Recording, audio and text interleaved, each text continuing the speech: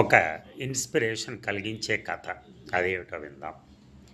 ఒకసారి బ్రహ్మానందం, తనికెళ్ళ భరణి ఒక చిన్న పల్లెటూరికి షూటింగ్కి వెళ్ళారు.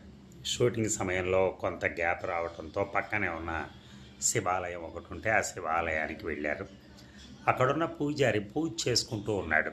బ్రహ్మానందం, తనికెళ్ళ భరణి ఇద్దరినీ చూడగానే ఆ పూజారి వీళ్ళని గుర్తుపట్టి నవ్వుతూ పలకరిస్తాడు అని అనుకున్నారు ఇద్దరు. కానీ ఆయన వీళ్ళని చూసి తన పూజలో తాను నిమగ్నం అయిపోయాడు. పోనీ పూజ పూర్తయ్యాకైనా వచ్చి పలకరిస్తాడేమో అనుకుంటే అది లేదు. వీళ్ళే ఆయన దగ్గరికి వెళ్ళాల్సి వచ్చింది, కానీ ఆయన మాత్రం వీళ్ళ దగ్గరికి రాలా.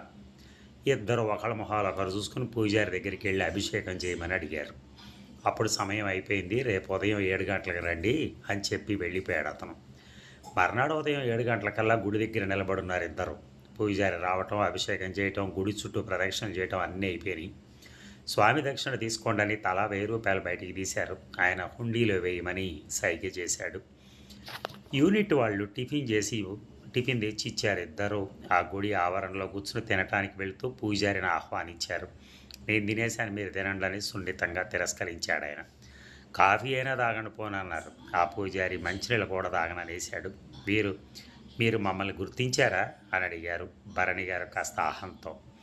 ఆ పూజారి పేర్లతో సహా చెప్పాడు. బ్రహ్మానందం, తనికెళ్ళ భరణి ఆశ్చర్యంతో, స్వామి దక్షిణ ఇస్తే తీసుకోలేదు, హుండీలో వేయమన్నారు, టిఫిన్ ఇస్తే తీసుకోలేదు, కనీసం కాఫీ కూడా తీసుకోలేదు, ఎందుకు కారణం తెలుసుకోవచ్చా అని అడిగాడు. అప్పుడు ఆయన, సార్, నాకు 1 ఎకరం పొలం ఉంది, ఒక ఆవు ఉంది, ఒక శివుడు ఉన్నాడు, ఇంకేం కావాలి ఈ జీవితానికి అని వెళ్ళిపోయాడు. ఆ సందర్భాన్ని అప్పుడే భరణి గారు మాలో ఉన్న అహంకారం రాలి కుప్పలాగా పడిపోయింది అని వర్ణించారు. ఎవరి దగ్గర ఏది ఆశించకపోతే జీవితం ఎంత అద్భుతంగా ఉంటుందా అనిపించింది ఇద్దరికి. ఆ క్షణం ఆయన్ని మించిన శ్రీమంతుడు ప్రపంచంలో ఇంకెవరూ లేరేమో అన్నంత గొప్పగా కనిపించాడు వాళ్ళకి.